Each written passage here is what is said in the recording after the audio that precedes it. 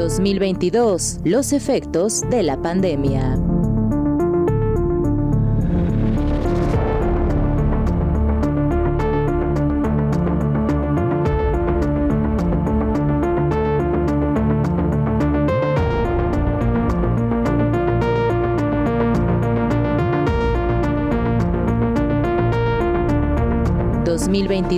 Los efectos de la pandemia. ¿Cómo le va?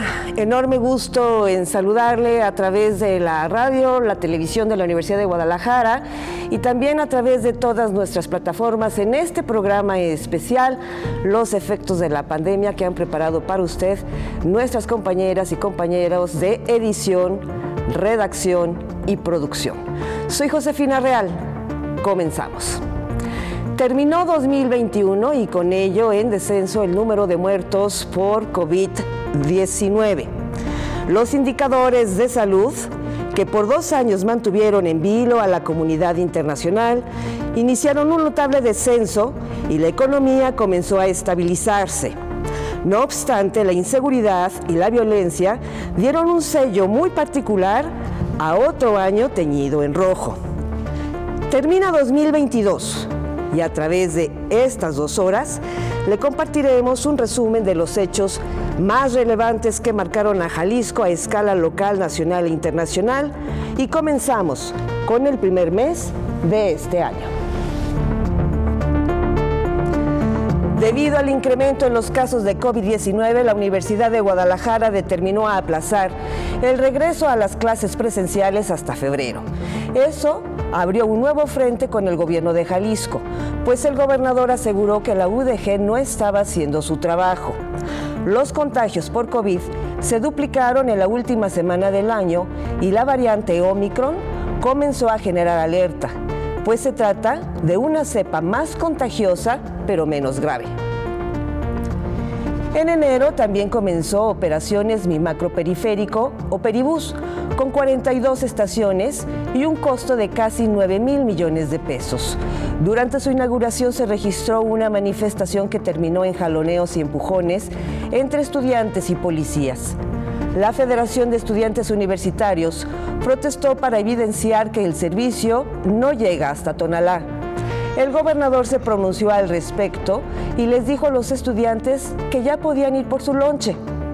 Por cierto, Enrique Alfaro Ramírez reconoció que el servicio había arrancado con pequeños detalles por afinar, que terminarían por ser corregidos en los 2 años próximos.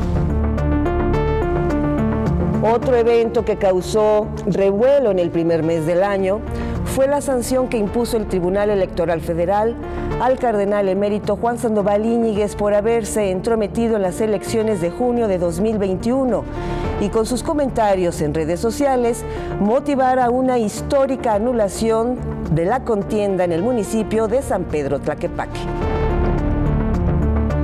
El Poder Judicial de Jalisco también se vio envuelto en un grave escándalo al difundirse un video del magistrado José de Jesús Covarrubias Dueñas, en el que acosa sexualmente a una menor de edad. Además del repudio que causó este hecho, los diputados locales comenzaron con un proceso de desafuero en su contra. El magistrado se amparó, pero lo desecharon, y de manera unánime el Poder Legislativo le retiró el fuero, por lo que la Fiscalía de Jalisco desde entonces ya podía procesarlo penalmente. La Universidad de Guadalajara, donde fungía como docente, también lo despidió, y este demandó a la Casa de Estudios por despido injustificado e incluso exigió su derecho a una jubilación. Un grupo de alumnas también aseguró haber sido acosado por el magistrado. El rector de la Casa de Estudios recordó que hay derechos obtenidos por la vía legal que no podían eliminarse, pero que independientemente de lo que hiciera Covarrubias Dueñas, no regresaría a las aulas. Por cierto, después del periodo vacacional por fin de año, la UDG retornó las caminatas para exigir al gobernador Enrique Alfaro que respetara la autonomía universitaria y reconociera el desvío de 140 millones de pesos que el Congreso de Jalisco ya había autorizado para el Museo de Ciencias Ambientales. Esto fue lo más relevante en la escena local durante los primeros 31 días de 2022. La historia de Salvador, o Chavita, conmocionó a Jalisco y a México entero. Un adolescente de 16 años, que al nacer le fue robado a su familia, finalmente logró reencontrarse con ella. Los familiares calificaron como un milagro la localización de Chavita, quien fue robado el 14 de diciembre de 2005 del Hospital Ayala. Las autoridades se comprometieron a ofrecerle atención psicológica, pues atravesó por una situación desorientadora, pese a que él mismo aseguró que nunca tuvo un maltrato por parte de las personas que lo criaron durante toda su infancia y adolescencia. El combate al proyecto inmobiliario Iconia fue otra noticia relevante en febrero. La red Resistencia obtuvo una suspensión legal que prohibió hacer preventa de departamentos, lo cual implicaba que el predio ubicado en Periférico Norte y la Calzada Independencia permaneciera sin cambios. Así, el terreno que los vecinos de Huentitán quieren convertir en un parque público no podría venderse, arrendarse ni transmitirse a terceras personas, y los desarrolladores tampoco podían hacer preventa de departamentos. Los colonos de Huentitán y la FEU interpusieron una queja contra el juez cuarto civil Luis Carlos Vega González, ya que aseguraron incurrió en irregularidades al simular una notificación del juicio que presentó la desarrolladora de Iconia, en la que condenó a pagar al entonces dirigente de la FEU un monto equivalente a un 10% del valor del predio, es decir, 68 millones de pesos. Las volantas de seguridad realmente no arrancaron a finales de octubre, sino en febrero. Se les llamó módulos seguros y son exactamente lo mismo. Recorridos de vigilancia con elementos de los 3 niveles de gobierno en los que automovilistas y motociclistas son detenidos de manera aleatoria para detectar armas de fuego.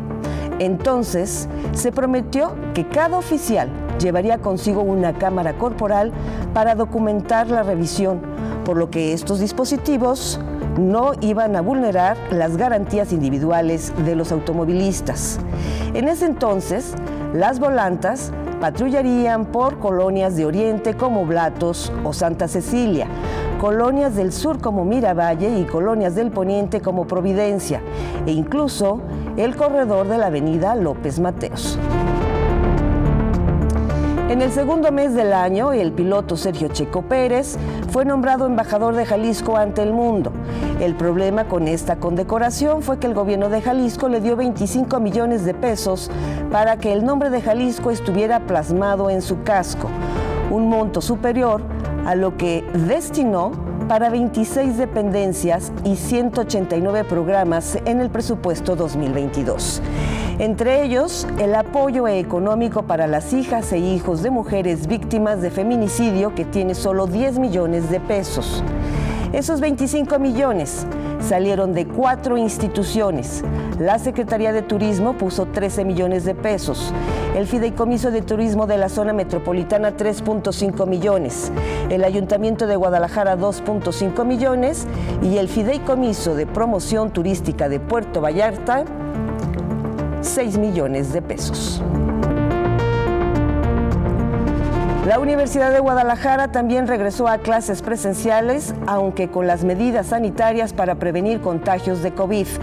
Así que 2 años después de la pandemia que cambió al mundo, el bullicio, la alegría y la vida estudiantil regresaron a las aulas de la UDG. Esto coincidió con una gran noticia en materia de salud, pues los casos diarios de coronavirus redujeron un 70%. Entonces todavía Jalisco se encontraba en semáforo naranja, pero el gobernador descartó retomar nuevamente las medidas de restricción sanitaria. Un cambio importante se registró en febrero. La salida del fiscal Gerardo Octavio Solís, quien se fue con el agradecimiento del gobernador, y este último nombró al actual fiscal Joaquín Méndez, pese a la posición de Hagamos y de Futuro, así como la abstención de Morena, pues Méndez se comprometió a mantener la misma línea de trabajo en la Fiscalía. El pleito legal por 140 millones de pesos desviados del Museo de Ciencias Ambientales mantuvo abierto el frente entre el gobierno de Jalisco y la Universidad de Guadalajara, ya que la Suprema Corte de Justicia de la Nación desechó la controversia constitucional promovida por la Casa de Estudios en contra de la reasignación de esa cantidad. El rector Ricardo Villanueva Lomelí lamentó el festejo que hizo el gobierno de Jalisco, pues el proceso no estaba terminado. También lamentó que el gobierno de Jalisco le asignara el peor presupuesto a la Casa de Estudios en los últimos 20 años. Desde entonces, el tono entre ambas instituciones escaló luego de que el gobernador Enrique Alfaro llamara vividores a los universitarios que se manifestaron porque el peribús no llegaba a Tonalá. El rector le pidió que se metiera con él y no con los estudiantes. La FEU y el Sindicato de Trabajadores Académicos de la UDG pidieron alto a la violencia y respeto al gobernador, pues solo se exigía un transporte digno y seguro para Tonalá. Finalmente, el magistrado señalado por acoso sexual, José de Jesús Covarrubias Dueñas, no se presentó a la audiencia de imputación a proceso por tener COVID. La fiscalía, de todas formas, fue a buscarlo a su casa e incluso la cateó, pero a él no lo localizó.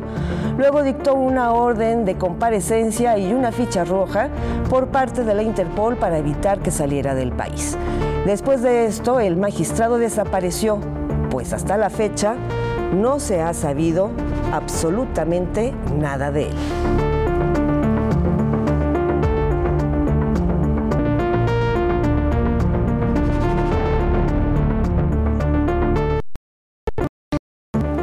Esta es la primera parte de este trabajo espacial que corresponde al primer bimestre de este 2022. Pero no se vaya. Enseguida más información con nuestro compañero José Ángel Gutiérrez. 2022, los efectos de la pandemia. Regresamos. 2022, los efectos de la pandemia. Continuamos. ¿Qué tal? Muchas gracias por continuar con nosotros en esta transmisión especial que resume el año que se va. Gracias también a mi compañera Josefina Real por llevarnos a ese recorrido por los 2 primeros meses del año. Comenzamos con las noticias más importantes del mes de marzo. Justo el primer día, el Instituto de Transparencia del Estado se sacudió, pues su comisionada presidenta, Cintia Cantero Pacheco, fue designada Contralora Ciudadana de Guadalajara desde el 15 de diciembre, lo cual dejó un vacío legal al organismo acéfalo. Cantero Pacheco fue sustituida oficialmente hasta el 27 de enero de 2022 por acuerdo del Congreso del Estado por su suplente Natalia Mendoza Servín, pero como ella solo fue nombrada comisionada y no presidenta, las resoluciones del instituto estaban en entredicho. El debate radicó en que al solicitar licencia y no renunciar formalmente al ITEI, estaba en 2 posiciones, razón por la cual se le señaló por ejercicio indebido y abandono del servicio. Fue hasta el 5 de marzo cuando el Congreso aprobó su renuncia. Ella defendió que estaba en su derecho, aunque luego otro debate surgió. El ITEI pagó a Cintia Cantero, siendo Contralora de Guadalajara, pero ella lo rechazó. Marzo también fue un mes convulso debido a que la cifra de desaparecidos en Jalisco superó los 16,000. Guadalajara, Tlajomulco y Tonalá son los 3 municipios que encabezan las cifras de personas desaparecidas. Desde entonces, el Comité de Análisis en Materia de Desaparición de Personas de la Universidad de Guadalajara pidió al gobierno de Jalisco abandonar la indolencia y negar lo evidente para atender y poner un freno, pues detrás de esa cifra hay 16,000 probables víctimas de desaparición involuntaria, 16,000 tragedias familiares, 16,000 agravios a toda la sociedad. Las manifestaciones por estos hechos fueron constantes. En una de ellas el gobernador trató de conciliar, sin embargo, les dijo que si le gritaban, se iba.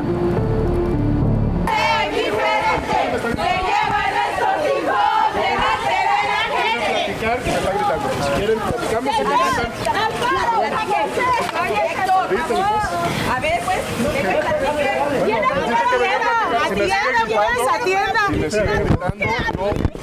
Yo busco a los hijos de todos siempre. Y estoy aquí para atenderlos. Y vine a platicar, pero no me griten. En marzo, la Suprema Corte de Justicia de la Nación desechó la segunda controversia por la reasignación de 140 millones de pesos del Museo de Ciencias Ambientales, lo cual también celebró el gobernador, quien afirmó que la comunidad universitaria fue manipulada al marchar para llevar firmas a Casa Jalisco. La UDG reaccionó, lamentó el festejo del gobernador y le aclaró que el debate legal por los recursos para el museo no ha terminado, pues hay un amparo admitido en octubre. La Casa de Estudios anunció que interpondría además una queja ante la Corte Interamericana de Derechos Humanos. En materia de salud, y al cumplirse 2 años de que fueron detectados los primeros casos de COVID-19 en Jalisco, el gobernador Enrique Alfaro aplaudió la estrategia que se emprendió en la entidad, aunque nunca mencionó que el saldo de la pandemia superó las 19,000 muertes. Para el 17 de marzo, la Mesa de Salud determinó que las actividades económicas se reactivaran por completo, aunque todavía con el uso del cubrebocas y gel antibacterial. La UDG secundó la medida y mantuvo la obligatoriedad de las mascarillas en sus centros universitarios. El último día de marzo, un fuerte incendio afectó los 4 niveles del Mercado Libertad, mejor conocido como San Juan de Dios. Alrededor de 300 bomberos acudieron a la zona para evitar que el fuego se propagara en el edificio. El cuarto mes de 2022 comenzó con mucha actividad. El alcalde de Guadalajara, Pablo Lemus, adelantó que una de las causas del incendio en el Mercado San Juan de Dios pudo ser el robo de luz. Este incendio generó una andanada de reacciones, pues los comerciantes acusaban abandono del inmueble y la bancada de Morena en el Ayuntamiento Tapatío le exigió al gobierno municipal que cuidara el patrimonio arquitectónico del Mercado Libertad. El alcalde confirmó que fueron 426 los establecimientos afectados por las llamas y que reconstruirlos costaría 50 millones de pesos. En abril, el rector de la Universidad de Guadalajara, Ricardo Villanueva, lamentó que la relación con el gobierno de Jalisco hubiera pasado de lo sublime al conflicto por el Museo de Ciencias Ambientales. Al rendir su tercer informe de actividades, Ricardo Villanueva celebró la buena combinación que hizo la Casa de Estudios con el gobierno estatal para afrontar 2 años complicados por la pandemia de COVID-19, ya que esa unión de esfuerzos permitió salvar vidas. El gobernador Enrique Alfaro declinó la invitación al informe del rector, pero los alcaldes de Guadalajara y Zapopan sí estuvieron allí.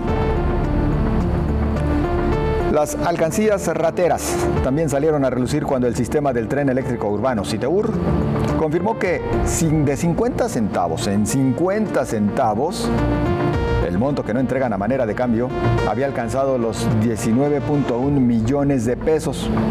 Solo entre el 19 de julio de 2019 y el 31 de octubre de 2021.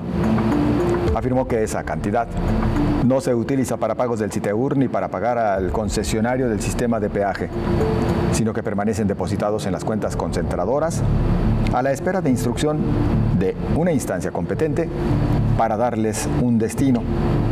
Nunca se precisó a quién se refería como esa instancia competente. En la Ciudad de México, y después de que la Fiscalía de Jalisco cerrara el caso, fue detenido otro implicado en el asesinato del exgobernador Aristóteles Sandoval, el gerente del bar Distrito 5. El gobernador Enrique Alfaro se vio obligado a declarar respecto a esta detención, dado que se hicieron públicas algunas fotografías en las que se ve con Manu Vaquita, el hombre señalado por el asesinato del exmandatario. Días después del arresto de Manu Vaquita, el subsecretario de Seguridad Pública Ricardo Mejía Verdeja informó que antes del asesinato de Aristóteles Sandoval, el gerente del bar Distrito 5 se reunió con un integrante del cártel Jalisco Nueva Generación. Según el recuento de hechos, a un lado de la mesa de Aristóteles Sandoval, en Distrito 5, estaba sentado Saúl N., o El Chopa, líder del cártel criminal, quien se presume tenía relación con los dueños del lugar, y minutos antes del asesinato se reunió con quienes participaron en la balacera desatada tras el homicidio. Por su parte, el ejército confirmó la muerte en un enfrentamiento de El Chopa, quien presuntamente había planeado el homicidio del exgobernador. Hasta el momento, Siguen prófugos un hombre y una mujer que participaron en los hechos y son considerados autores materiales del homicidio de Sandoval Díaz el pasado 18 de diciembre de 2020. Otro hecho que cimbró a la opinión pública en el mes de abril fue la prisión preventiva por 6 meses contra el secretario de Salud, Antonio Cruz Esmada. Y finalmente, a 30 años de la mayor tragedia que se ha registrado en la historia de Guadalajara, las explosiones del 22 de abril, la deuda con quienes la vivieron se mantiene. Un miércoles de semana de Pascua explotaron 11 kilómetros del sector Reforma. Aun cuando las explosiones del 22 de abril de 1992 fueron responsabilidad y se convirtieron en el ocaso de un gobierno priista, y luego 3 sexenios más de administraciones panistas les quedaron mal a los sobrevivientes, Movimiento Ciudadano le teme a la verdad y ha rechazado al menos en 2 ocasiones que se conforme una comisión especial encargada de llegar a ella. Hoy la propia autoridad reconoce que tras esas explosiones en cadena, el saldo fue de 225 muertos según cifra actualizada y con base al registro civil, 69 desaparecidos, 1.800 lesionados. Se destruyeron más de 8 kilómetros de calle, resultaron afectadas 1.142 viviendas, 450 comercios, 100 centros escolares y 600 vehículos. Se estima que los daños económicos alcanzaron los $10 millones. También queda claro que 9 personas, entre ellas un exalcalde de Guadalajara, 3 funcionarios del CIAPA y el resto de Pemex, fueron procesados y luego absueltos. Quedó claro que eran chivos expiatorios.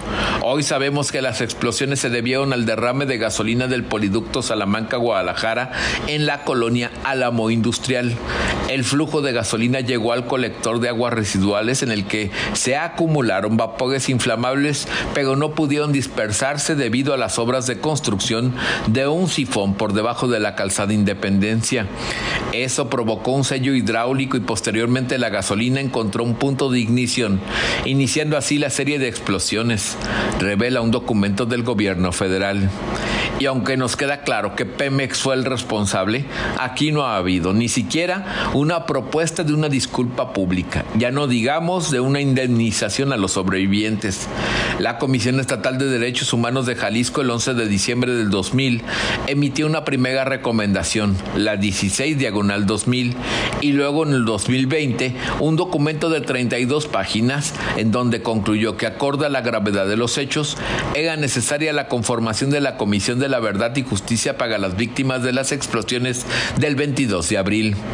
Esta tendría como objetivo principal contribuir al esclarecimiento global de la verdad sobre las más graves violaciones de derechos humanos cometidas el 22 de abril de 1992, fortalecer el proceso de paz sobre la base de la verdad, satisfacer el derecho al conocimiento de la verdad a efecto de contribuir a la no repetición de los hechos e investigar los posibles hechos delictivos a través de las autoridades competentes y apoyar en el proceso de reparación integral, incluida la compensación a las víctimas directas, indirectas y o quienes corresponda, entre otros. Sin embargo, tal petición fue desoída por el actual gobierno, como tampoco no fue escuchada la solicitud de los lesionados. Es la voz de Sonia Solórzano, sobreviviente a las explosiones. Lo principal es crear una comisión especial dentro del propio Congreso para de ahí desprenderse y crear la comisión de la verdad que tanto hemos buscado. Sí, pero y de ahí se desprende todo lo demás, principalmente la recapitalización del fideicomiso. El tema llegó al Congreso del Estado vía la diputada de Morena, Claudia García. Presento el acuerdo legislativo 7.18 que propone la creación de una comisión especial de carácter temporal para conmemorar, concluir y conocer la verdad histórica de la tragedia del 22 de abril en Guadalajara. Se propone este órgano colegiado en auxilio de la Comisión de Derechos Humanos y Pueblos Originarios de esta legislatura. Y otra vez la respuesta por MC, a cargo del diputado Higinio del Toro, fue la siguiente. Y cuesta mucho trabajo llegar hasta allá para que cuando finalmente accedieron al poder estén más preocupados por lo que pasó en el pasado. Y lo quiero traer a colación porque hace apenas algunas semanas el gran debate nacional era salir y reclamarle al gobierno de España por las afrentas de hace más de 500 años con la conquista. Cuando entendemos que, si bien es cierto, fue no una conquista, arrasaron con la cultura de nuestro país, pareciera que seguimos enclavados en el pasado, y lo digo respetuosamente porque creo que esto es lo que no les ha permitido gobernar y cumplirle a la gente.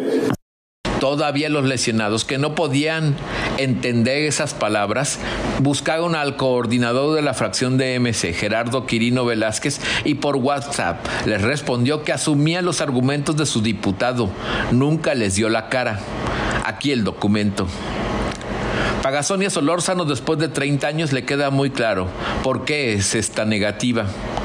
Promesas falsas, letras en documentos, y me voy a atrever a algo más delicado que me han dicho que te cuidadosa, pero sí lo acepto. El peor gobierno, el que más se ha burlado, el que más nos ha discriminado, es el actual.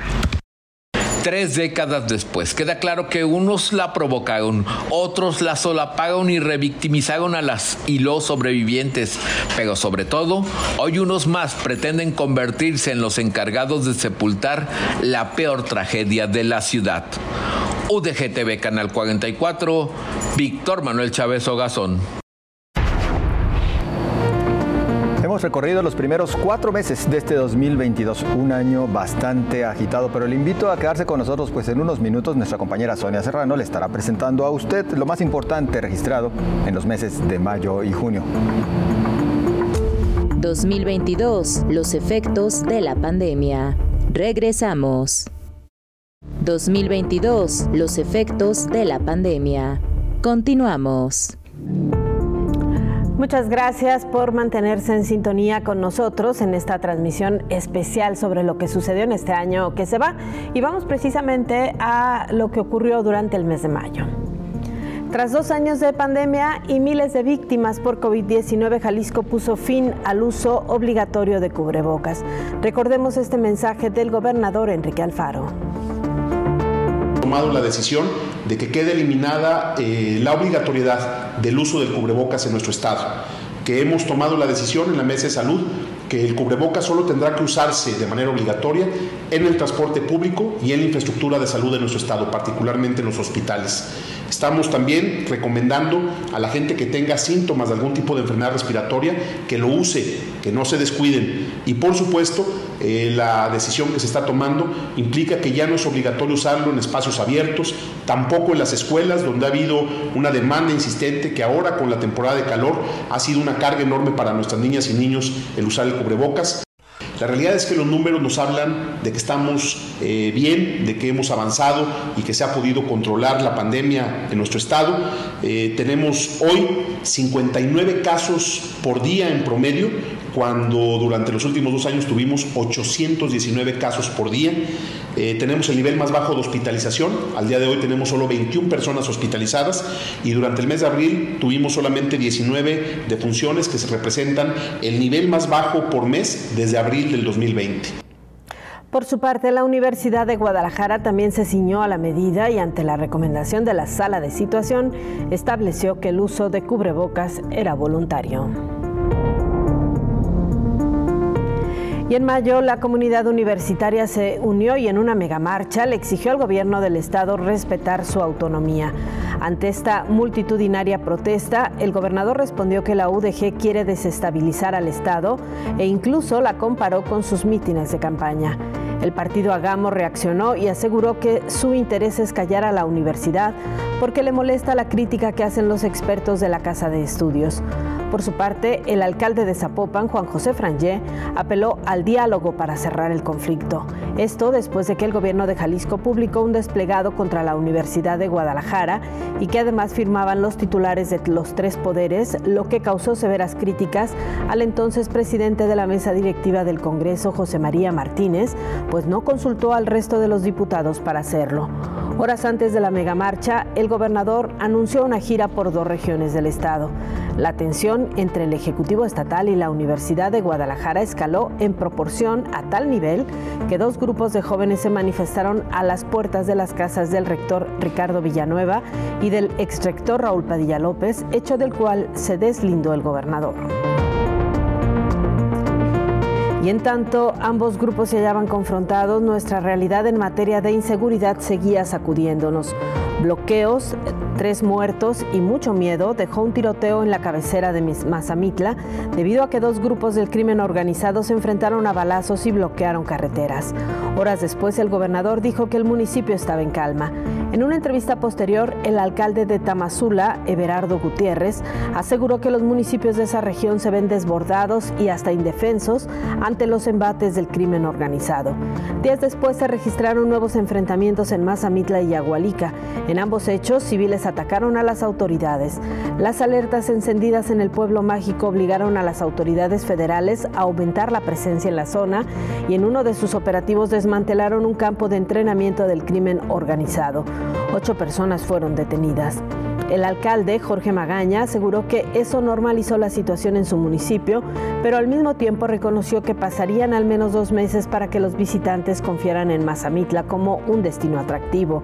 Por cierto, fue en mayo cuando el gobierno federal confirmó que el Moy, presunto lugarteniente del cártel Jalisco Nueva Generación en Puerto Vallarta, fue quien arrolló y mató a Saúl Alejandro N., alias El Chopa, cuando ambos trataban de escapar. En el 5º mes de 2022 también se concretó el cierre del basurero de Matatlán. Sin embargo, pepenadores de Matatlán y Los Laureles tomaron el centro de Guadalajara para exigir que se les cumpliera y diera espacio digno para trabajar. Ellos se quedaron a dormir en el primer cuadro de Guadalajara y llevaron la manifestación a otro nivel cuando extendieron el bloqueo de la calle Corona hasta la avenida Hidalgo. Eventualmente se le sumaron unos 20 camiones recolectores de basura con lonas en las que exigían una resolución definitiva. ¿Qué ocurrió tras la protesta? Un altercado que dejó como saldo 67 personas detenidas. Tras esto, el gobierno del estado informó que el operativo para desalojar el centro de Guadalajara se realizó con apego a protocolos que garantizan el respeto de los derechos humanos. Defendió que antes de la trifulca hubo acercamiento con los pepenadores y se les pidió que no obstaculizaran la vialidad. Sin embargo, se rehusaron a respetar dicho acuerdo, hostigando a las y los automovilistas. Ese hecho obligó a implementar una solución a corto plazo, ampliar el vertedero de Picachos, para lo cual se destinarían entre 70 y 100 millones de pesos. A un mes de que comenzaran a ser aplicadas las multas por no verificar el auto, el gobernador las puso en pausa, al menos hasta que se mejore el servicio de los verificentros. Finalmente, en mayo, sin el presidente Andrés Manuel López Obrador presente y con la duda sobre el financiamiento total, Jalisco comenzó con las obras de la línea 4 de tren ligero. Las dudas vinieron después cuando se dio a conocer que una empresa señalada por la Auditoría Superior de la Federación estaba considerada para construir esta línea 4 de tren ligero. Vamos ahora a lo que sucedió a lo largo del mes de junio. El debate por el arranque de obras en la línea 4 hizo que el gobernador garantizara que su construcción no traerá un nuevo adeudo y que tampoco impactará en la tarifa de transporte público. El partido Hagamos afirmó que sí habrá deuda debido a que se trata de una inversión público-privada.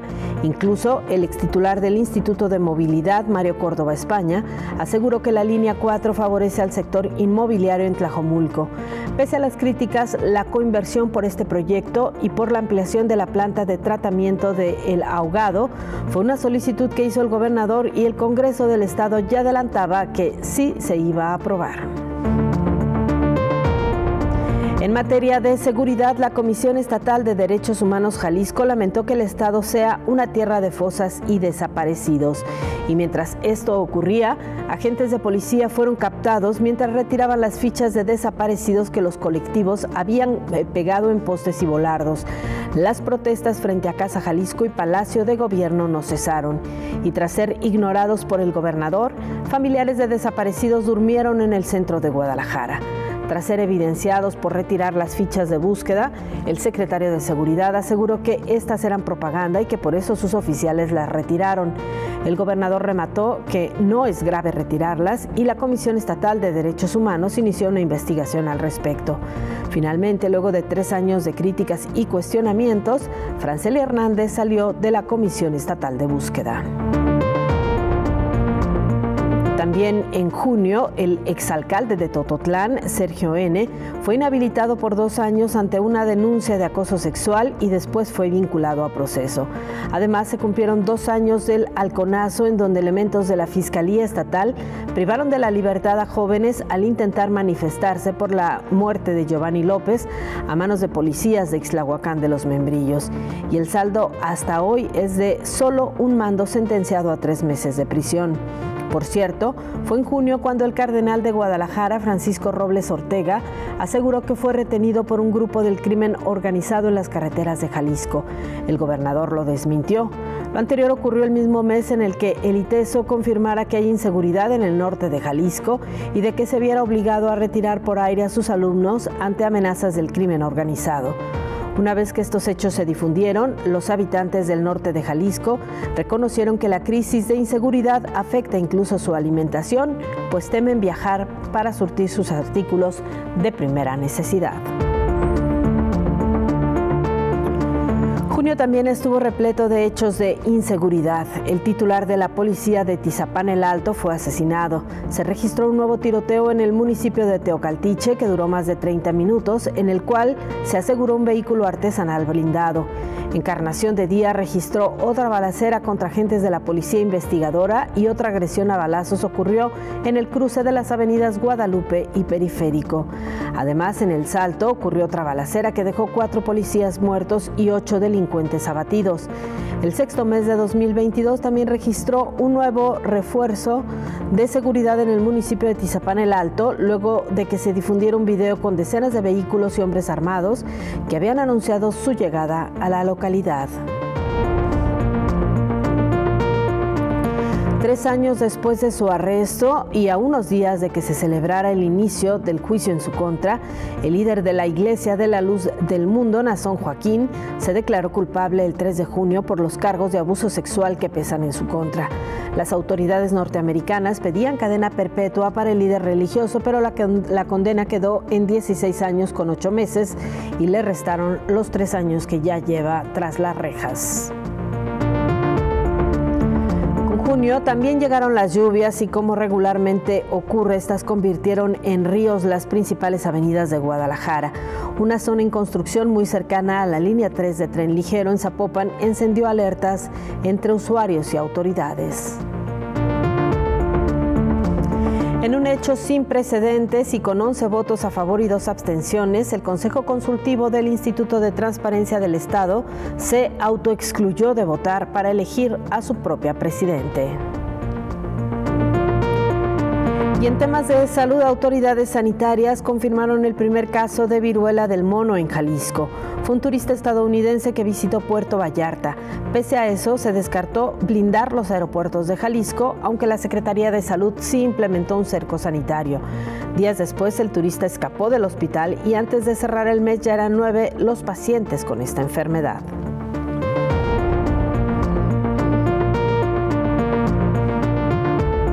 Estas fueron las noticias más relevantes que se dieron a nivel local en el tercer bimestre del año.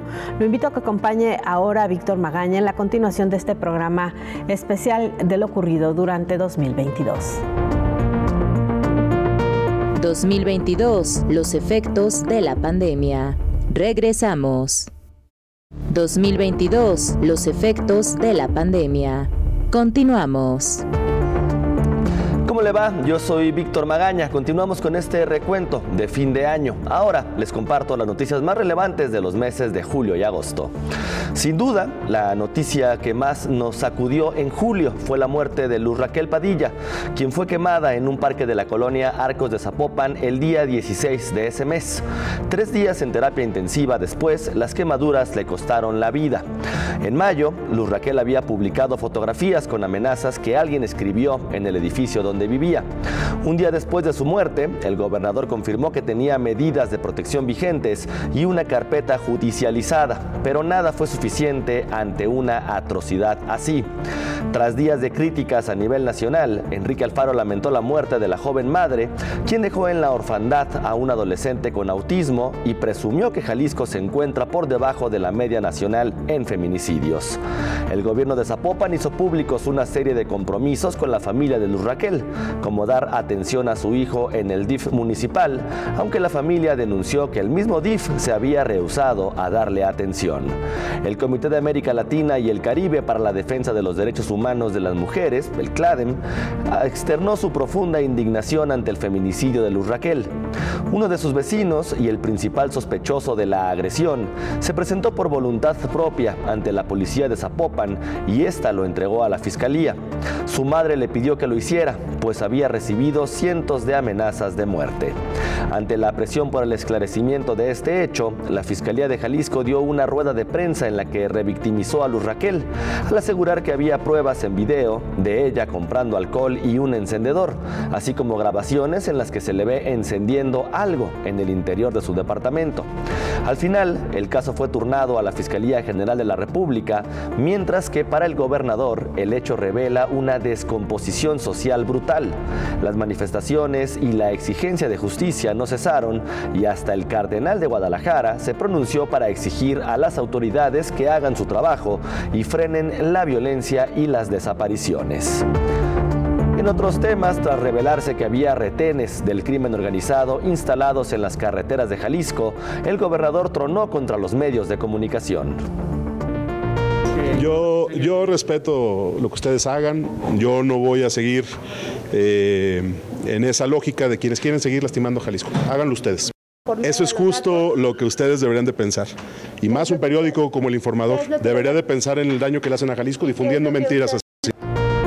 Días después, el secretario de Salud reconoció que médicos de varias regiones de Jalisco han sido extorsionados y que ya se había pedido apoyo a las diferentes corporaciones de seguridad federal y estatal.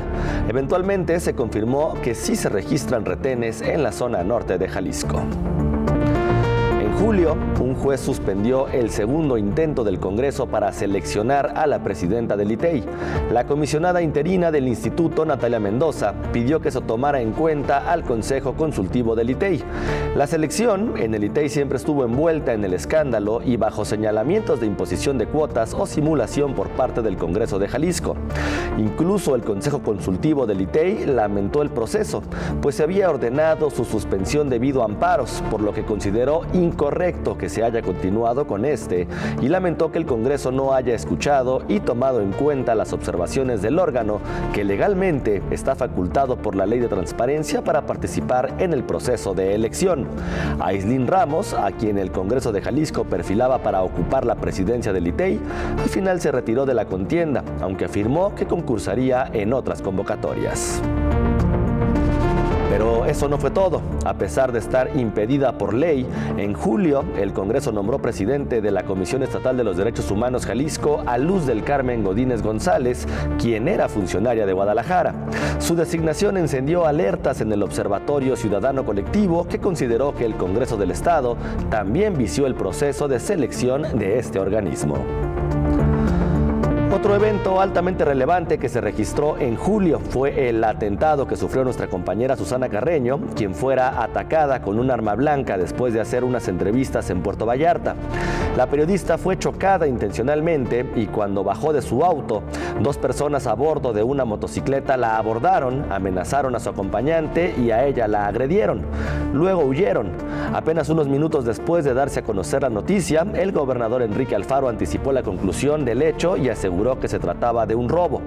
El ataque de la comunicadora generó un sonoro reclamo de las y los reporteros de Jalisco, quienes lamentaron el clima de violencia, agresiones en su contra y violaciones a los derechos humanos. Días después, periodistas y activistas marcharon para exigirle al Estado un freno a la violencia. Cuando Susana Carreño se recuperó, ella misma aseguró que había sido víctima de un atentado ligado a su profesión. Incluso la Sociedad Interamericana de Prensa condenó el ataque e instó a las autoridades a procurar seguridad para Susana y su familia. El presidente Andrés Manuel López Obrador también reaccionó y prometió cero impunidad. El mes de julio cerró con la noticia del arresto y vinculación a proceso del extitular de la Comisión Estatal del Agua, Felipe Tito Lugo, y del expresidente del Consejo de Administración del IPEJAL, Francisco Ayón, con quienes suman 7 exfuncionarios de primer nivel que han estado bajo proceso en esta administración. Durante agosto se registró un nuevo pleito entre el gobierno de Jalisco y la Universidad de Guadalajara. Esto luego de que el gobernador acudiera al Centro Universitario de los Valles para inaugurar obras, cuando la rectora María Luisa García Báez y el secretario administrativo Luis Alejandro León Dávila le dijeron al mandatario que las obras iban a un ritmo lento y que no se había recibido todo el recurso, Enrique Alfaro se molestó. La Universidad de Guadalajara externó su preocupación por el tono, las amenazas e intimidaciones que hizo al personal académico. Esto fue lo que ocurrió. Estás faltando el respeto a los diputados, al presidente municipal y al gobernador. Nomás mídele bien tus palabras. Discúlpeme, volvemos a grabar. Pero esos 40 millones de los que usted habla... Lo que dice él es cierto. Tú haz tu video y grábalo, no te voy a interrumpir. No nos falte el respeto fuera de nuestra casa. Dale pues, dale pues. Esa es mi casa también, yo soy universitario. Vamos, ya. Vamos. De hecho, aquí aquí están también estudiantes. Bueno, ¿ya quedó grabado? Sí. Sí, lo sacamos, no importa, que grite, lo tiene razón. Días después, el gobernador dijo que respondería con trabajo y cariño, en tanto que su partido, Movimiento Ciudadano, aseguró que Enrique Alfaro era atacado por grupos de poder. El gobierno de Jalisco inició con una gira que llamó Obras Son Amores y presumió 228 millones de pesos para instalaciones académicas de la Universidad de Guadalajara. El rector general de la UDG lanzó un reto al gobernador para reactivar de inmediato el Centro Universitario de Ciencias Sociales y Humanidades, La Normal, y le pidió que así demuestre su amor por la universidad. Otra noticia que sin duda conmocionó al Estado durante agosto fue la muerte del dueño de la inmobiliaria Asesores Jurídicos Profesionales, Luis Osvaldo Espinosa Marín, quien estaba señalado por un fraude multimillonario en agravio del patrimonio de más de 100 personas. El hecho generó una andanada de críticas, pues se difundieron imágenes en las que se observaba al dueño de esta empresa con el alcalde de Guadalajara, Pablo Lemus. Este último negó conocerlo. La Fiscalía de Jalisco reportó más de 700 denuncias por un monto superior a los 800 millones de pesos, aunque después se reveló que eran miles de víctimas. Francisco N. se queda en prisión. El expresidente del Consejo de Administración del IPEJAL es vinculado a proceso y ahí se anunció que permanecerá en Puente Grande al menos 6 meses. Ante estos hechos, el fiscal anticorrupción Gerardo de la Cruz Tobar aseguró que los arrestos de exfuncionarios de primer nivel en la administración de Aristóteles Sandoval no son una persecución política. Y de nuevo, en agosto, los bloqueos carreteros volvieron a Jalisco. En el 9º día, elementos de un grupo especial de las Fuerzas Armadas implementaron un operativo para dar con jefe del cartel Jalisco Nueva Generación en Ixtlahuacán, en sus límites con Cuquío. Cuando los delincuentes notaron la presencia de los elementos federales, se desató una balacera y el grupo delictivo ordenó que se bloquearan vialidades para impedir que más agentes se sumaran al enfrentamiento. Esto desató ataques que quedaron grabados por las cámaras del C5, en los que se observa cómo el grupo delictivo ordena a los pasajeros de un camión y a los tripulantes de un auto particular que bajen de estos para enseguida prenderles fuego a las unidades. Incluso arrojaron ponchallantas en el periférico, lo que obligó a cerrar esa vialidad por horas para que las autoridades los retiraran. Para entonces ya habían dañado al menos 20 vehículos. Las agresiones continuaron durante la madrugada. Al final, el gobernador reportó 5 arrestos y una persona abatida. La y los alcaldes metropolitanos se vieron obligados a suspender todos sus pendientes para trabajar en una nueva mesa de seguridad. Sobre el caso de Luz Raquel Padilla, la Fiscalía de Jalisco de nueva cuenta ofreció una rueda de prensa, esta vez con peritajes de letra, con los que se basó para asegurar que las amenazas que recibió Luz Raquel las escribió ella misma. De nuevo, recibió amplias críticas por esto. Además, Ismael N., quien arrojó cloro a Luz Raquel Padilla en mayo, fue dejado en libertad, aunque se le obligó a pagar una multa de 15,000 pesos. Por si fuera poco, su muerte no fue tipificada como feminicidio, pues la Fiscalía de Jalisco reportó 0 casos durante el mes en que ocurrió su muerte. Y aunque la muerte de Luz Raquel hizo a las autoridades comprometerse a tomar nuevas medidas de protección a este sector de la población, de nuevo, una mujer fue quemada viva en Jalisco. Para cerrar el mes de agosto, colectivos ciclistas celebraron la habilitación del primer carril de bus bici, aunque la falta de socialización complicó notablemente la circulación por la avenida Hidalgo.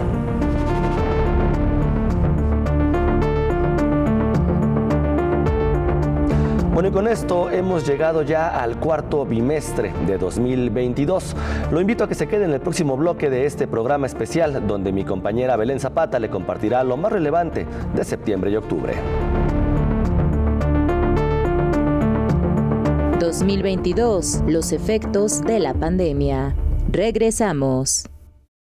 2022, los efectos de la pandemia. Continuamos. Gracias por continuar con nosotros. En este bloque le presentaré las noticias más relevantes de los meses de septiembre y octubre. El noveno mes del año de nuevo trajo consigo el sentimiento de desprotección ante los embates de la naturaleza que los mexicanos vivimos en 1985 y 2017, como si se tratara de una fecha que el planeta eligió para manifestarse. De nueva cuenta, el día 19 de este mes se registró un sismo de alta intensidad que a todos nos puso los pelos de punta. Recordemos este reporte de Juan Pablo Toledo. En punto de las 12 horas con 19 minutos, personal administrativo de la Universidad de Guadalajara salió de la Rectoría General para ubicarse en las inmediaciones de la Rambla Cataluña. Al sonar de las alarmas, trabajadores universitarios salieron piso por piso. Uno de los últimos en abandonar el edificio fue el rector Ricardo Villanueva, quien señaló que 830 personas situadas en la Rectoría tardaron 8 minutos en abandonar las instalaciones, tiempo similar al del 2021. Hasta ese momento, Villanueva Lomelí informó que este tipo de ejercicios se realiza con el objetivo de preparar a los universitarios para cuando se presente una situación sísmica, y fue a las 13 horas con 5 minutos cuando la prueba se volvió realidad, pues las alarmas se encendieron, y es que un sismo de 7.1 con epicentro en el sur de Coalmacán, Michoacán, movilizó a gran parte de la ciudadanía. Llevábamos 2 años que no teníamos la práctica de este simulacro, lo que por eso la importancia durante la pandemia lo hacemos cada 6 meses y ya teníamos un tiempo de 5 minutos, en esta ocasión se hizo de 8, lo que nos habla que tenemos que mejorar nuestro tiempo de evacuación, pero era importante retomar esta práctica de que cada 6 meses hacemos en la universidad. Aunque las afectaciones no fueron graves, varias estructuras particulares y de gobierno presentaron cuarteaduras y daños que afortunadamente en el área metropolitana de Guadalajara no hubo personas lesionadas. Con las imágenes de Juan Manuel González, para UDGTV Canal 44, Pablo Toledo López. El hecho de que el fenómeno ocurriera un rato después del macro simulacro anual puso en evidencia las fallas operativas en este ejercicio, pues mientras este sucedió en relativa calma, cuando ocurrió el terremoto hubo caos y gritos. Por fortuna, el sismo de magnitud 7.7 no causó mayores estragos en Jalisco, aunque sí provocó daños estructurales y daños leves en Guadalajara. A partir del 19 de septiembre, miles de réplicas ocurrieron en territorio nacional. Septiembre fue otro mes de desencuentros entre el gobierno de Jalisco y la Universidad de Guadalajara. Esto después de que el rector de la Casa de Estudios, Ricardo Villanueva, hiciera un llamado al diálogo para poner fin al conflicto, y la respuesta del gobernador fue determinante al decir que con la UDG solo habrá una relación institucional. Ante ello, Villanueva afirmó que la UDG se ama sin condiciones. 2 meses después de la muerte de la joven madre Luz Raquel Padilla, los partidos Movimiento Ciudadano, Morena y El Verde Ecologista acordaron una comparecencia a modo para que el fiscal aclarara los hechos. Dicha comparecencia despertó una serie de críticas porque esta se acordó a puerta cerrada, solo con la presencia de diputados bajo el argumento de que no buscaban revictimizarla. Los partidos políticos PRI, Futuro y Hagamos afirmaron que de poco o nada serviría y que además era inconstitucional. Días después, la audiencia se celebró y ahí el fiscal Luis Joaquín Méndez aseguró que la muerte de Luz Raquel sí se investigaba bajo el protocolo de feminicidio. Presumió que en esa investigación había más de 120 entrevistas, 300 horas de análisis en videos, inspecciones, aseguramientos y defendió el trabajo del Ministerio Público. Luego afirmó que la Fiscalía General de la República no atraería el caso, pero sí estaba dando asistencia técnica a la dependencia a su cargo.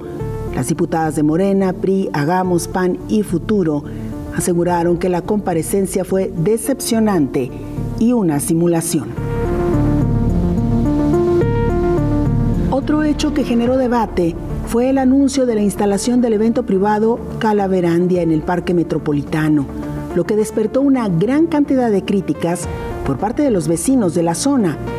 Tras la presión social, el gobernador Enrique Alfaro ordenó que ni Calaverandia ni Navidalia se realizaran en ese espacio, aunque para entonces ya los trabajos de instalación habían avanzado y los habitantes de la zona dijeron que habían causado daños irreversibles, pues incluso hubo animales del lugar que comenzaron a migrar a las casas de la colonia. Así, la sede de ambos espacios se regresó al Parque Ávila Camacho, donde también los vecinos alzaron la voz, aunque ahí el alcalde de Guadalajara, Pablo Lemus, garantizó espacios suficientes y una estrategia para evitar que hubiera caos vial en los alrededores, una de las peticiones de las y los vecinos. La polémica por una eventual reforma al Instituto de Pensiones de Jalisco también sacudió la agenda pública en septiembre, pues 12,000 trabajadores del Estado protestaron contra esta. Los burócratas aseguran que las modificaciones los obligarían a aumentar sus aportaciones al IPEJAL, en un nuevo intento por aumentar la vida útil del instituto, aunque los funcionarios del IPEJAL aseguraron que la Federación Sindical solo intentaba manipular. En medio de esta discusión, se reveló que además de las pensiones doradas que otorga el IPEJAL a un grupo selecto de ex trabajadores de primer nivel, ese instituto destina 23.4 millones de pesos en la pensión de exfuncionarios, que superan los 80,000 pesos mensuales para cada uno. Al final, los trabajadores sindicalizados le exigieron al gobierno que sacara las manos del IPEJAL. El 10º mes del año inició y con él las tradicionales fiestas de octubre, que ahora fueron más VIP que nunca, pues los boletos en la línea principal del ruedo costaron hasta 1,750 pesos. Por cierto, en ese recinto ferial se registró una balacera que dejó saldo de 2 personas muertas. El palenque fue clausurado, pero los sellos fueron retirados en tiempo récord. Octubre estuvo marcado por hechos violentos, ya que apenas el segundo día del mes y en plena zona de Andares se registró otra balacera entre sicarios y personal de las Fuerzas Armadas, hecho que generó gran alerta porque los delincuentes trataron de asesinar a un hombre en pleno domingo por la tarde, cuando la zona comercial estaba muy concurrida. El saldo, una persona falleció y 5 más resultaron heridas, entre ellas 3 civiles que iban pasando. En octubre, el Gobierno de México reconoció que la Secretaría de la Defensa Nacional habría sufrido un ataque cibernético que permitió filtrar muchos de sus archivos. Entre ellos, se reveló que hay una investigación a gobiernos y jefes policíacos ligados con el crimen organizado, y Jalisco se cuenta entre ellos. En ese sentido, el gobernador Enrique Alfaro decidió guardar silencio. Las filtraciones también involucraban al comisario de la Policía de Guadalajara, Juan Pablo Hernández González, por presuntamente haberse reunido con jefes del crimen organizado, lo cual siempre fue desmentido por el alcalde Pablo Lemus. Solo en una semana de octubre, la zona metropolitana de Guadalajara registró al menos 7 balaceras. En una de ellas, registrada en un restaurante de la colonia Providencia, fue asesinado el jefe de gabinete y también titular del sistema que opera el agua potable en Puerto Vallarta, Salvador Llamas. El atentado fue de alta relevancia, pues Llamas fue el candidato más votado en Jalisco durante la elección de consejeros nacionales de Morena, y sobre él pesaban 41 denuncias, además de que hace un año un grupo trató de secuestrarlo en su propia casa. Salvador Llamas nunca escapó a la polémica, pues él denunció que un grupo de la Fiscalía Estatal trató de privarlo de la libertad durante las investigaciones que se hicieron en el Hotel Icon tras el asesinato del exgobernador Aristóteles Sandoval, dado que se hallaba en compañía de uno de los señalados, Óscar Arturo N. De hecho, El mismo jefe de gabinete de Vallarta reveló que él estuvo presente en la zona de Andares cuando el 2 de octubre se registró una balacera. Y ante la ola de violencia que azotó la zona metropolitana de Guadalajara, el gobernador Enrique Alfaro confirmó que regresarán las llamadas volantas de seguridad.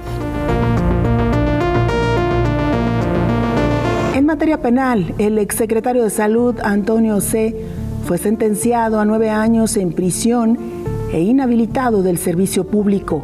Además, deberá pagar una multa millonaria. Su defensa lamentó que el exfuncionario fuera el villano favorito del gobierno estatal. También en septiembre, un nuevo juicio por desvío de recursos en el Instituto de Pensiones se inició contra el expresidente del Consejo de Administración, Francisco N., y 7 exfuncionarios. El gobierno de Jalisco también sostuvo un desencuentro con el secretario de Gobernación, Adán Augusto López, luego de que éste asegurara que al pensar en Jalisco imaginaba baños de sangre. El gobernador Enrique Alfaro le dijo que esta entidad es más segura que muchas otras gobernadas por Morena. En materia de movilidad y por la vía del Fast Track, el Congreso de Jalisco aprobó la nueva ley de movilidad en el estado, que incluía sancionar a quienes fumaran mientras conducían, aunque al final se dio reversa a esto y se especificó que solo aplicaría para trabajadores del transporte público y de plataformas. 2 días después, el 27 de octubre y casi a la medianoche, se eligió a Miguel Ángel Hernández Velázquez como nuevo integrante del Comité de Participación Social del Sistema Estatal Anticorrupción. Otro nombramiento manchado en escándalo debido a que no se trató del perfil mejor evaluado, aunque sí se considera uno cercano al partido Movimiento Ciudadano. Este hecho generó una serie de críticas de distintos actores políticos, pues se denunció que otra vez el gobernador Enrique Alfaro buscaba tomar el control de los organismos autónomos para evitar contrapesos y críticas a su gestión. Incluso, el presidente saliente del comité, Jesús Ibarra, reconoció que al no tener autonomía del Poder Ejecutivo, el sistema anticorrupción de Jalisco no tiene razón de ser. Organizaciones de la sociedad civil, aliadas al Comité de Participación Social, advirtieron que se encuentra en peligro la confianza ciudadana. En temas de salud, durante los últimos días de octubre, a punto de iniciar el invierno y con él un incremento en las enfermedades de las vías respiratorias, Jalisco eliminó todas las medidas anti-COVID.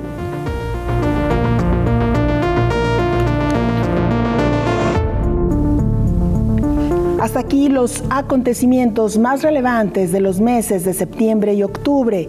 No le cambie, porque después de la pausa, Jonathan Lomelí le presentará la información más relevante de los últimos 2 meses del año. 2022, los efectos de la pandemia. Regresamos. 2022, los efectos de la pandemia. Continuamos.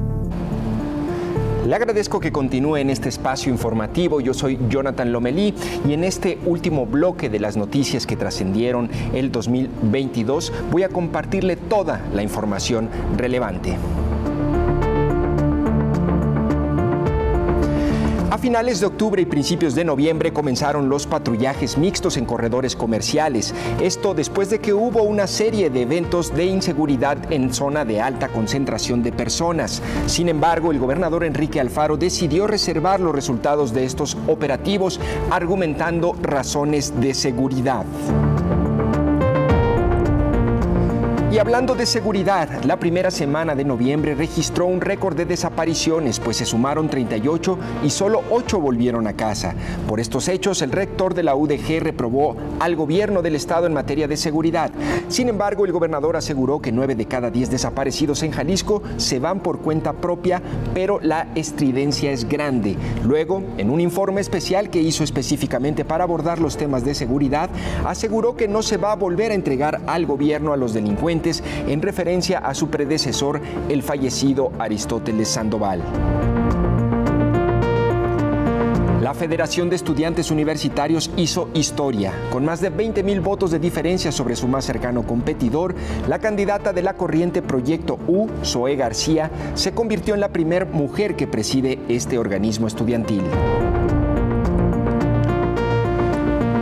Recuerda el caso del expresidente del Consejo de Administración del IPEJAL, Francisco N., pues en el mes de noviembre se le dictó un segundo auto de vinculación a proceso. También durante el mes 11 de 2022 se llevó a cabo el coloquio Viviendo en un Huevito, que precisamente analizó el desarrollo de la vivienda en Guadalajara y concluyó que por sus políticas de vivienda, Guadalajara es de las élites. El evento concluyó además que la corrupción está completamente ligada al desarrollo de las viviendas Huevito. El conflicto del gobierno de Jalisco con la Universidad de Guadalajara se acentuó en el penúltimo mes del año, pues mientras el Ejecutivo Estatal presumía haber dado el presupuesto más grande de la historia para la Casa de Estudios en 2023, la Rectoría de la UDG lamentó que sea injusto e insuficiente, pues pone en riesgo miles de lugares dentro de la Casa de Estudios. El rector general, Ricardo Villanueva, acudió ante el Congreso de Jalisco para tratar de explicarles por qué en realidad el presupuesto era mínimo. Sin embargo, su presencia en el Poder Legislativo fue un pretexto para las y los diputados ligados al gobernador para tratar de golpearlo políticamente. La amenaza de una reducción al presupuesto que incluso impacta al Festival Internacional de Cine en Guadalajara obligó a la universidad a convocar a una multitudinaria marcha que llenó el centro de Guadalajara. Y tras esta, el Congreso de Jalisco decidió reducir aún más el presupuesto a la UDG. Durante la marcha, la Casa de Estudios declaró persona non grata al gobernador, quien eventualmente reaccionó de manera despreocupada. Después de la marcha universitaria dio inicio a la Feria Internacional del Libro, en un escenario que fue aprovechado por funcionarios y servidores públicos para protestar en contra del presidente del encuentro literario, Raúl Padilla. La marcha, que fue muy criticada porque los mismos funcionarios públicos denunciaron de forma anónima que eran obligados a acudir, colapsó la circulación en la metrópoli. Ante esto, el rector de la Universidad de Guadalajara, Ricardo Villanueva, pidió al gobierno del estado no mostrar su peor cara cuando hay visita. Después el rector ofreció disculpas a Sarja por la falta de respeto del gobierno de Jalisco en la FIL, pero pese al intento de boicot, la FIL 2022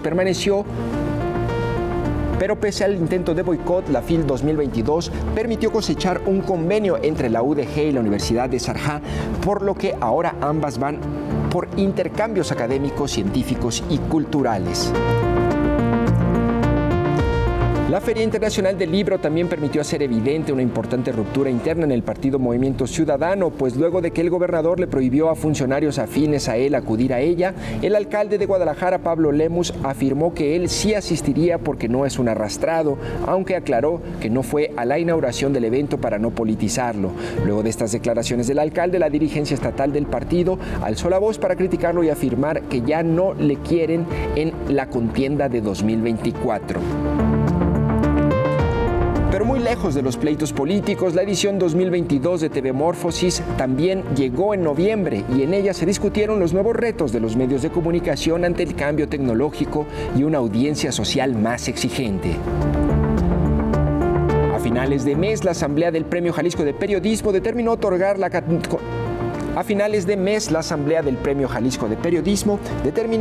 la condecoración a la entrevista con el magistrado Armando García Estrada en el programa Perspectivas. Además, la Radio Universidad de Guadalajara fue distinguida con el Premio Nacional de Salud en su categoría de sector público.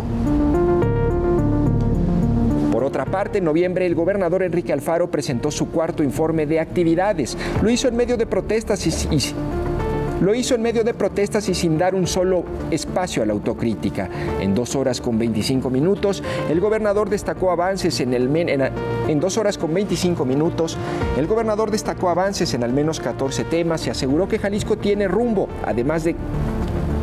En 2 horas con 25 minutos, el gobernador destacó avances en al menos 14 temas y aseguró que Jalisco tiene rumbo, además de que en lo que queda no bajará el ritmo.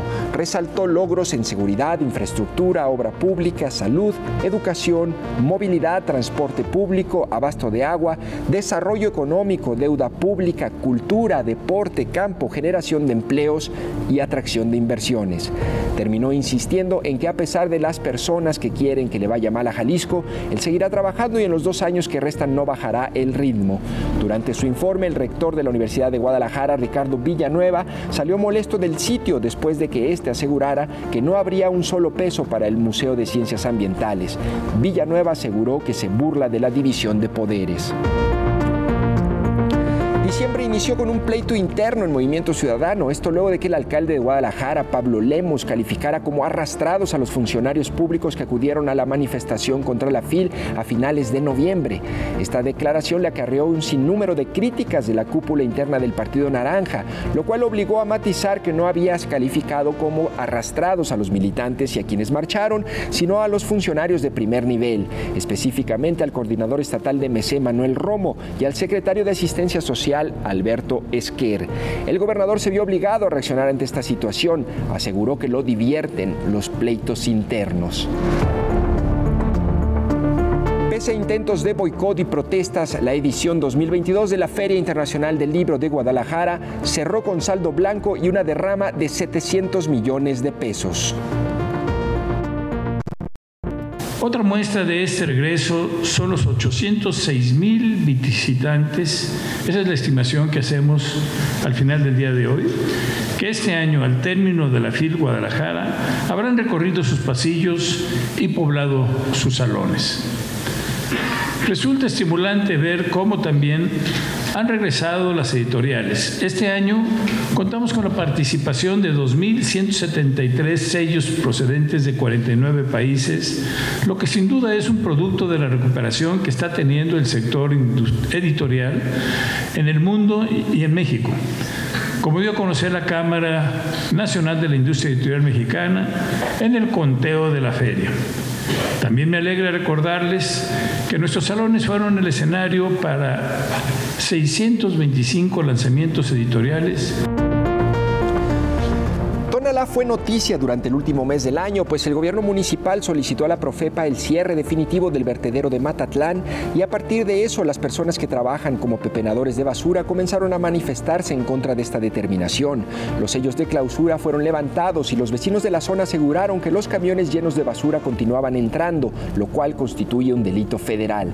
La empresa Capsa Eagle determinó que sus operaciones se verían comprometidas al no poder llevar la basura a ese sitio, por lo que de plano dijo a los tonaltecas que ya no podría garantizar que sus unidades pasaran a recoger sus desperdicios.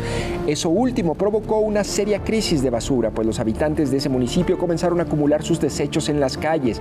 El ayuntamiento le dio un nuevo ultimátum a Capsa para que los retirara, pero esto no se cumplió. Ante ello, solicitaron 5 unidades para comenzar a retirar las 700 toneladas que estaban en las calles del municipio. Incluso el alcalde de Guadalajara, Pablo Lemos, levantó la mano para ayudar a Tonalá en esta crisis. En respuesta, el alcalde Sergio Chávez agradeció el gesto, pero pidió que en su lugar se llevaran la basura que se genera en Guadalajara y que se ha depositado en Matatlán y Los Laureles. Finalmente, antes de aprobarse sus 3 semanas de vacaciones, los diputados del Congreso del Estado convocaron a una sesión extraordinaria para impedirle la ratificación al magistrado del Supremo Tribunal de Justicia, Luis Enrique Villanueva Gómez.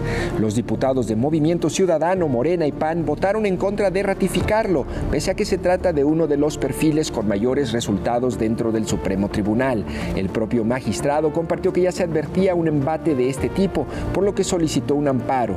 Los diputados hicieron su votación y enseguida el sexto tribunal colegiado en materia administrativa le concedió una suspensión provisional para evitar que le quitaran la magistratura.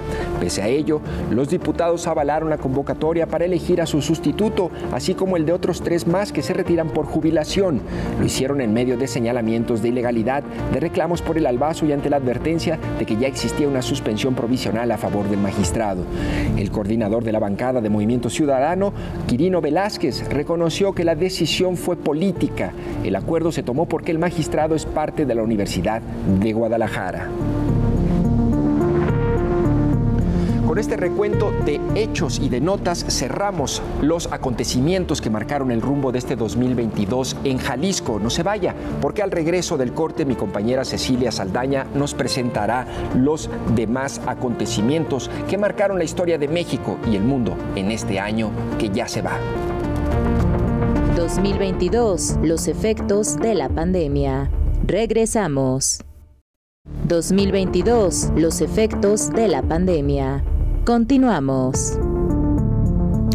Gracias por continuar con nosotros en este programa especial. Yo soy Cecilia Saldaña y en este bloque le presentaré la información más relevante de lo ocurrido tanto en México como en el mundo.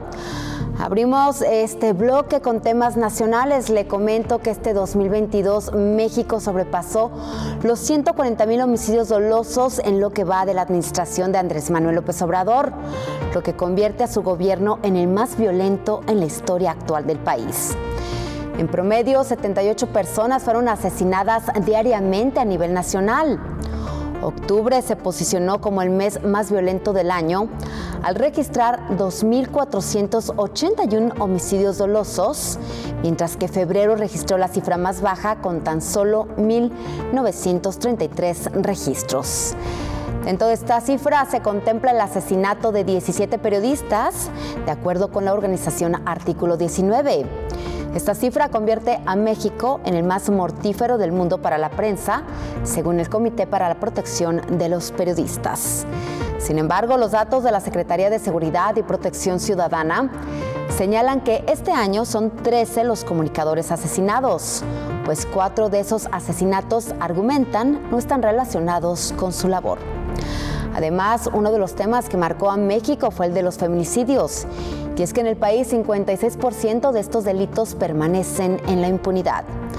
Cabe destacar casos como el de Devani Escobar o Ariadna Fernanda López, mismos que atrajeron la atención mediática debido a las múltiples inconsistencias en sus investigaciones. Militarización en México. El 9 de septiembre, el Senado de la República aprobó el proyecto de reforma a la Ley de la Guardia Nacional para que este órgano de seguridad pasara al control de la Secretaría de la Defensa Nacional. Luego de su aprobación en el Pleno, la minuta fue remitida al Ejecutivo para su posterior publicación. El presidente Andrés Manuel López Obrador había presentado esta modificación, a pesar de que en el 2019, cuando creó la Guardia Nacional, prometió que el cuerpo de seguridad mantendría una naturaleza civil ante las críticas de organizaciones de defensa de derechos humanos por sus intentos de militarizar el país, señalamientos que el propio mandatario negó. Asimismo, este año se aprobó la extensión de la permanencia de las Fuerzas Armadas en las calles para participar en las labores de seguridad a nivel nacional. Después de que el Congreso de la Unión y la mayoría de los congresos locales del país ratificaron esta reforma, el presidente Andrés Manuel López Obrador publicó el 18 de noviembre en el Diario Oficial de la Federación el decreto mediante el cual se reforma el artículo 5 transitorio del Decreto Constitucional en materia de Guardia Nacional, publicado en el 2019. Así, el Ejecutivo Federal oficializa la ampliación del uso de la fuerza militar en tareas de seguridad pública hasta el 2028. Guacamaya Leaks. El 29 de septiembre del 2022, el periodista Carlos Loret de Mola anunció en su noticiario Latinos haber recibido de parte del grupo de hackers identificado como Guacamaya 6 terabytes de información confidencial de la Secretaría de la Defensa Nacional Mexicana. La información robada a Sedena data desde el 2016 hasta el 2022 y consiste en 4,1 millones de correos electrónicos del Ejército Mexicano. La filtración de esta información incluye comunicaciones entre el secretario de la Defensa Nacional y el secretario de Marina, informes sobre el llamado Culiacanazo, datos sobre la salud del presidente Andrés Manuel López Obrador y contratos para la construcción del Tren Maya y el Aeropuerto Internacional de Tulum, ambas obras adjudicadas al Ejército Mexicano. Los Guacamaya Leaks o los Sedena Leaks, como también fueron conocidos, mostraron que el ejército ha vigilado a grupos feministas a quienes considera una amenaza a la par con cárteles del crimen organizado. En otros temas, no todo fueron malas noticias en este año. La Cámara de Diputados aprobó 2 reformas en beneficio de la ciudadanía. La primera fue la reforma a la Ley de Usos Horarios, con la aprobación de la eliminación del horario de verano luego de 26 años de su implementación en 1996. Mientras que la segunda fue la reforma a la Ley Federal del Trabajo en materia de vacaciones, para mantener los 12 días continuos como periodo vacacional en el primer año de trabajo. Este año también los diputados analizaron la reforma electoral presentada por el presidente Andrés Manuel López Obrador, en la que proponía principalmente transformar al Instituto Nacional Electoral en el Instituto Nacional de Elecciones y Consultas, mismos que ya no estaría compuesto de 11 consejeros, sino de 7, y serían electos mediante el voto ciudadano. Sin embargo, tras meses de debates, además de marchas de por medio para proteger la autonomía del INE, así como amenazas de rechazarla por parte de la oposición debido a la inconstitucionalidad de la propuesta, esta tuvo que ser desechada el 6 de diciembre al no alcanzar la mayoría calificada, por lo que los legisladores de Morena y aliados alistaron su plan B en este mismo tema. Este dictamen fue aprobado el 12 de diciembre. Sin embargo, la reforma electoral permaneció en discusión durante diciembre. Mire, este 2022 también estuvo marcado por la realización y conclusión de 2 de los megaproyectos del presidente Andrés Manuel López Obrador. Luego de la suspensión del proyecto de construcción del nuevo aeropuerto internacional de la Ciudad de México en la zona del lago de Texcoco en el 2019, el 21 de marzo de este año se inauguró oficialmente el Aeropuerto Internacional Felipe Ángeles. De igual forma, el 1 de julio, el mandatario federal inauguró la refinería de Dos Bocas, aunque solo fue de manera simbólica, pues arrancó en periodo de prueba que inicialmente tendría una duración de 6 meses. Sin embargo, y a pesar de que la Secretaría de Energía había anunciado que el primer barril de combustible se produciría en los primeros días de diciembre, el presidente Andrés Manuel López Obrador reconoció que la planta dará sus primeros resultados hasta el 2023. Escuchemos. Ya está terminada, está en una fase de integración, lleva tiempo también el periodo de prueba, pero yo espero que el año próximo ya esté produciendo a toda su capacidad. Sí, que podamos tenerla a más tardar a mediados del año próximo. Pero tenemos tiempo para que antes de terminar, vamos a tener como un año para estarla operando. López Obrador señaló que el propósito de su gobierno es que a finales del próximo año México sea autosuficiente en gasolinas y diésel. En el caso del Tren Maya, tercer megaproyecto de López Obrador, este 2022 fue un año complicado, pues algunos de los tramos de esta obra fueron detenidos en diversas ocasiones debido a los constantes amparos otorgados a colectivos que buscan la suspensión definitiva de su construcción. Esto fue a nivel nacional. A nivel internacional, febrero marcó el inicio de la guerra entre Ucrania y Rusia. Esto después de que el presidente ruso Vladimir Putin reconoció la independencia de las autoproclamadas repúblicas separatistas de Donetsk y Lugansk en el este de Ucrania, tras la solicitud de sus líderes. Tan solo 2 días después, el jefe del Kremlin anunció una operación militar en Ucrania para defender a los separatistas en el este de ese país.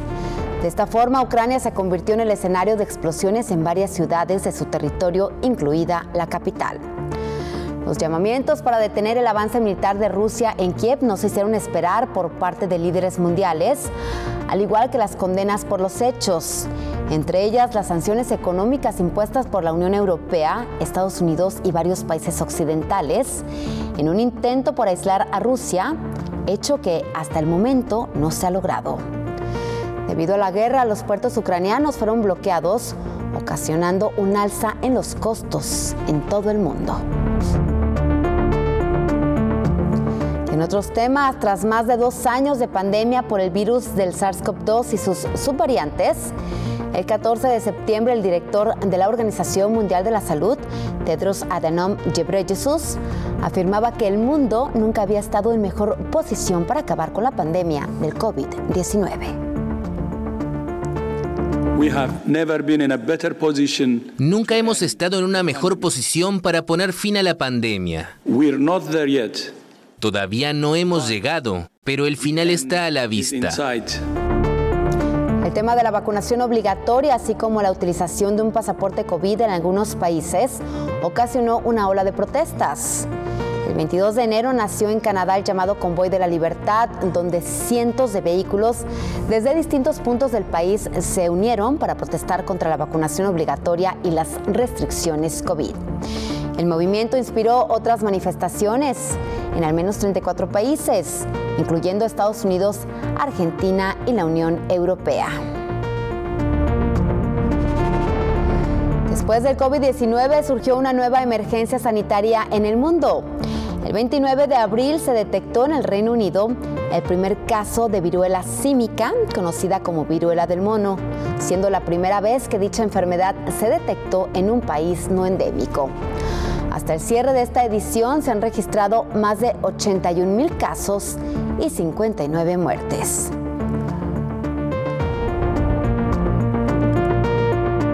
En otros temas, ante la avalancha de renuncias de los ministros de su gabinete y los llamamientos a dejar el cargo, Boris Johnson dimitió el jueves 7 de julio como primer ministro del Reino Unido y como líder del Partido Conservador.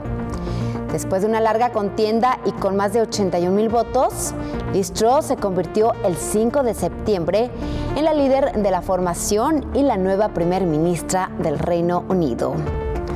Tan solo unos días después de la llegada de Truss, Reino Unido sería el centro de los reflectores del mundo por la muerte de la reina Isabel II el 8 de septiembre, después de que en el último año su salud se viera mermada, terminando un reinado de 70 años. Con la muerte de la monarca, su hijo Carlos, sucesor a la corona, pasa a ser el nuevo rey de Inglaterra, convirtiéndose en Carlos III, quien será coronado el próximo 6 de mayo. El 20 de octubre, Liz Truss, con tan solo 6 semanas en el cargo de primera ministra, presentó su renuncia tras el fracaso de su política económica y su plan fiscal. Solo 5 días después de la renuncia de Truss, el ex ministro de Finanzas, Rishi Sunak, se convirtió en el nuevo primer ministro. Y miren, un hecho sin precedentes, el 8 de julio, el ex primer ministro japonés Shinzo Abe fue asesinado en la región occidental de Nara, en Japón, durante un evento de campaña. Lo ocurrido no sería el único ataque contra una figura política a nivel internacional. En agosto 12, el escritor británico Salman Rushdie, cuyos textos lo volvieron blanco de amenazas de muerte iraníes, sufrió un atentado en un evento literario en el estado de Nueva York, hecho que le dejó serias secuelas, entre ellas la pérdida de un ojo y la movilidad de una mano. El 1 de septiembre, la vicepresidenta de Argentina, Cristina Fernández de Kirchner, sufrió un atentado en su contra cuando, al salir de su casa para saludar a sus simpatizantes, un hombre se acercó a ella con un arma y al apretar el gatillo, la bala no salió, lo que quedó como un atentado, un intento de asesinato. Crisis en Perú. El 7 de diciembre, en un intento de disolver el Congreso de Perú, el ahora expresidente Pedro Castillo fue destituido por incapacidad moral. Dicha decisión ocasionó una ola de renuncias y protestas en contra y a favor del exmandatario.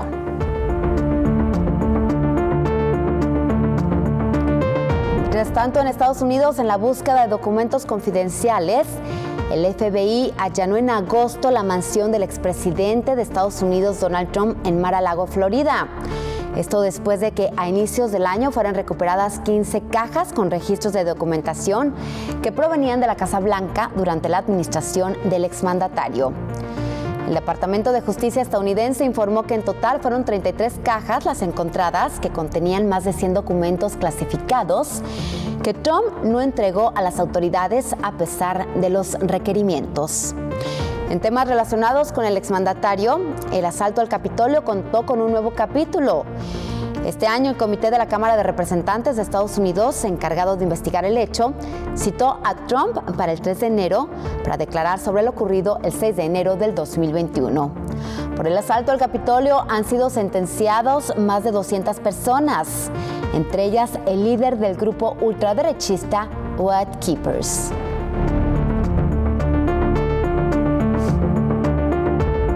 Y bueno, hasta aquí con este recuento que marcaron las noticias y la historia, por supuesto, este 2022, tanto en México como en el mundo. Continúe con este programa especial. Al regresar de la pausa, mi compañero Jesús Sánchez lo invita a revivir lo más relevante del año, pero en el ámbito deportivo. Vamos a una pausa. Regresamos, no le cambie. 2022, los efectos de la pandemia. Regresamos. 2022, los efectos de la pandemia. Continuamos. Les agradezco que sigan con nosotros, los saluda su servidor Jesús Sánchez. Y en este último bloque los invito a dar un recorrido por lo más relevante en el ámbito deportivo del 2022. En el mes de enero, las autoridades australianas cancelaron el visado a la entrada al país para el tenista serbio Novak Djokovic, horas después de que el número 1 del mundo fuera retenido a su llegada a Melbourne y es formalmente deportado. El ciclista colombiano Egan Bernal estuvo cerca de morir tras un choque en contra un autobús estacionado. La carrera del atleta está en una pausa. El español Rafael Nadal, con 35 años, se convertía en el primer tenista en la historia en conseguir 21 títulos de Grand Slam tras vencer en la final del Abierto de Australia al ruso Daniil Medvedev. Con pizarra de 8-1 en el Estadio Panamericano en Zapopan, los Charros de Jalisco ganaron su segundo título de la Liga del Pacífico al superar en la final a los Tomateros de Culiacán. Damos un salto al mes de febrero. El patinador mexicano Donovan Carrillo, originario de Jalisco, se convirtió en el primer tricolor en avanzar al programa libre del patinaje artístico en una justa olímpica invernal. Pasó a la historia del deporte nacional tras su actuación en los Juegos de Invierno de Beijing en el 2022, con una dramática remontada final. Los Carneros de Los Ángeles vencieron 23-20 a los Bengalíes de Cincinnati y conquistaron su segundo título del Super Bowl en su historia. El mes de marzo arrancó con la noticia de que la FIFA suspendió a la selección nacional de Rusia de participar en la reclasificación del Mundial de Qatar en reacción a la invasión rusa a Ucrania. El Estadio Corregidora registró uno de los hechos más violentos del fútbol mexicano en el partido de la jornada 9 del torneo Clausura entre Gallos Blancos y los Zorros del Atlas, el cual fue detenido al minuto 63 a causa de la violencia en las tribunas que se trasladó al terreno de juego, provocando la suspensión del encuentro. Las autoridades reportaron 16 lesionados por el lamentable suceso. El fútbol mexicano estuvo de luto con la muerte de Tomás Boy Espinosa, conocido por sus actuaciones con el conjunto de los Tigres y con la selección mexicana, con quien participó en el Mundial de México 1986. Ya como estratega también dirigió al Veracruz, Morelia, Puebla, Atlas, Cruz Azul, Chivas y el conjunto de Mazatlán. En el mes de abril, tras 14 meses de ausencia, como consecuencia de un grave accidente de carretera, el estadounidense Tiger Woods regresó a la actividad del golf con el Masters de Augusta. En el mes de mayo, el tapatío Saúl Canelo Álvarez fue vencido por el ruso Dimitri Bivol, quien le propinó al mexicano su segunda derrota en toda su carrera. Después de 12 rounds, el ruso ganó la pelea por decisión unánime 115-113, estando en juego el cinturón de la Asociación Mundial de Boxeo en la categoría de los semipesados. La clavadista mexicana Paola Espinosa anunció su retiro definitivo del alto rendimiento tras 28 años de trayectoria y 2 medallas en Juegos Olímpicos, además de un oro en campeonatos mundiales. Después de 5 años, Chivas se levantó por su segundo título en la Liga MX femenil por marcador de 4-3 en el global ante el Pachuca y se coronó en el torneo Clausura de la Liga MX. El automovilista, el piloto mexicano Sergio Pérez logró un gran resultado, el primero más importante de esta temporada en Fórmula 1 al ganar el Gran Premio de Mónaco, llegando así a su tercera victoria en su carrera por 19 podiums. El Atlas logró su segundo título en la primera división y el segundo de forma consecutiva en el balompié nacional al superar por marcador de 3-2 al conjunto de los Tuzos del Pachuca en calidad de visitante. Ya en el mes de junio, el español Rafael Nadal demostró ser el rey indiscutible de la tierra batida, ganando su segundo Roland Garros, aumentando su récord de victorias en torneos de Grand Slam a 22, el histórico en el tenis. La Universidad de Guadalajara terminó su participación en la Universidad Nacional en Ciudad Juárez en la segunda posición general con un total de 90 preseas, 29 de oro, 15 de plata y 46 de bronce. Ya en julio, el expresidente de la FIFA, Josep Blatter, así como la leyenda del fútbol francés y expresidente de la UEFA, Michel Platini, fueron absueltos de cargos de corrupción por un tribunal suizo. La franquicia Astros de Jalisco en sus primeras temporadas en el circuito de baloncesto de la Costa del Pacífico en la rama varonil y en la Liga Nacional Femenil se quedaron con el título y dando la nota para el baloncesto a nivel nacional. El presidente de la Federación Mexicana de Fútbol, John de Luisa, anunció las salidas de Luis Pérez como entrenador del conjunto nacional sub-20 varonil, Gerardo Torrado como director general e Ignacio Hierro como director deportivo en las selecciones nacionales por los fracasos en distintos torneos.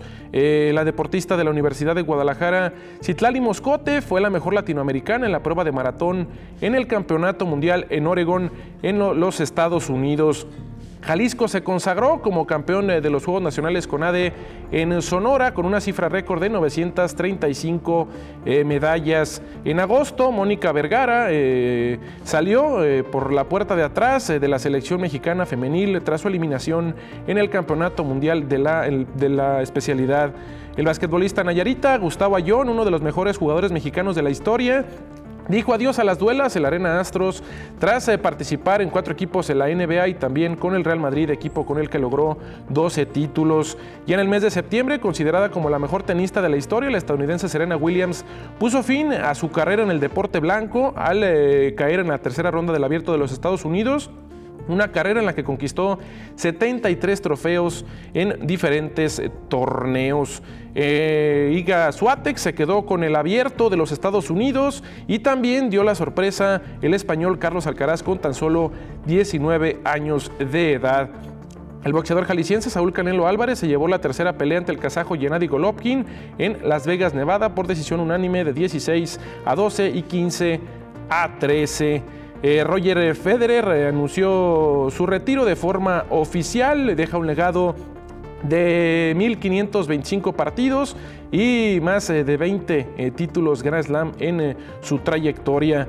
En octubre, el piloto tapatío Sergio Pérez de Red Bull ganó el Gran Premio de Singapur con lo que fue el inicio de la pelea por el segundo lugar de la clasificación mundial de pilotos.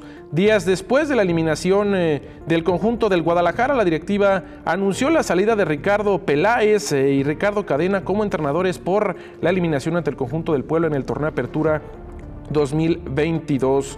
Se realizó la carrera de Leones Negros con 1,000 participantes, la sexta edición, con las ganadoras en la rama femenil, Verónica Talamantes y Citlali Moscote, respectivamente. El español Fernando Hierro se convirtió en nuevo director deportivo de Chivas con la presentación de Amaury Vergara, presidente del club. Los Tuzos del Pachuca fueron muy superiores a los Diablos Rojos de Toluca y se quedaron con el título del Torneo Apertura 2022 de la Liga MX. El serbio Veljko Paunovic fue presentado como nuevo entrenador de Chivas para el Torneo Apertura 2023. Los Leones Negros de la Universidad de Guadalajara terminaron con su sueño de alcanzar la serie por el título de la Liga de Expansión y cayeron ante los Potros de Hierro de El Atlante. Ya en el mes de noviembre arrancó el Mundial de Qatar y en el juego inaugural Ecuador derrotó 2-0 a la selección local. Fue la primera ocasión que un anfitrión debutó con derrota en este tipo de justas y ese mismo día la selección nacional terminó como líder del Mundial de Taekwondo con 3 oros, 1 plata y 2 bronces. México quedó eliminado en ese mismo mes de la Copa del Mundo luego de 44 años en fase de grupos, después de empatar con Polonia, caer con Argentina y derrotar 2-1 a el conjunto de Arabia Saudita. Ya en diciembre se confirmó la salida de Gerardo el Tata Martino por esta mala participación en el campeonato mundial, y también Brasil, como favorita para ganar este mundial, se quedó de nueva cuenta en el camino al caer con Croacia en penales en los cuartos de final. Ya en las semifinales, la selección de Marruecos se consolidó como la sorpresa de la justa, pese a caer frente a Francia 2-0 después de eliminar a España y a Portugal. Y en el partido por el tercer lugar de la justa, Croacia venció 2-1 a la revelación marroquí. Y en la final, en una de los partidos por el título más emocionantes a la historia de Copa del Mundo, la selección argentina se convirtió en campeona en Qatar al superar en tanda de penales a Francia tras igualar a 3 en el tiempo regular. Por fin, la leyenda del balompié argentino Lionel Messi, con 35 años, levanta su primera Copa del Mundo al caer en la edición de Brasil 2014 ante Alemania. Hemos llegado al final del recorrido de lo más relevante en materia. Yo cedo cámaras y micrófonos al director de noticias, Omar García. Si la pandemia nos enseñó que la realidad siempre supera la ficción, este 2022 que concluye lo hace como una prueba más de que las noticias y el periodismo son necesarios para contar la historia de un mundo cada vez más convulso e impredecible. Apenas se había levantado el confinamiento, llegó una nueva guerra que sorprendió a todos, pero principalmente a nuestros bolsillos. Una guerra que ocasionó que viviéramos récords de inflación, como no los había vivido toda una generación que nació después de las crisis de los años 80 del siglo XX. Y en medio de los conflictos políticos, la violencia por los narcobloqueos, las nuevas enfermedades, las fiestas cívicas, las ocurrencias de la mañanera y hasta fenómenos culturales y religiosos multitudinarios, ahí también está el periodismo. Incluso en el año más cruel y sangriento para este noble oficio en México, pero particularmente para esta redacción. Las agresiones contra nuestros compañeros que resguardaban las antenas del Cerro del Cuatro y la agresión directa a nuestra amiga y directora de la Red Radio Universidad de Guadalajara en Puerto Vallarta, Susana Carreño, fue una afrenta directa contra nuestra profesión, alimentada siempre por la violencia cotidiana que se da de manera verbal e institucional y que se ejerce desde el poder. 2022 fue un año de grandes cambios y estamos seguros que el 2023 no será distinto. A nombre de todo el equipo que hace posible que usted esté bien informado, reporteras y reporteros, editores, camarógrafos, todo el staff de cabina y de producción, al área de ingeniería y en redes sociales, al personal administrativo y a toda la gente que hace equipo con el área de los noticieros, hoy refrendamos nuestro compromiso con usted para que esté bien informado y pueda tomar las mejores decisiones en su día. En la tradición tibetana existe una palabra que es utilizada para regocijarse por todo lo que hemos hecho a los otros. Se llama tartuk. Para nosotros es tiempo de tartuquear nuestro trabajo y le invitamos a que usted también lo haga. Sea de la profesión, religión o partido político que defienda, regocíjese por este año que concluyó y por todo el bien que ha hecho a los demás. Yo soy Omar García. Nos vemos aquí mismo, en UDG TV Canal 44, la señal de todos.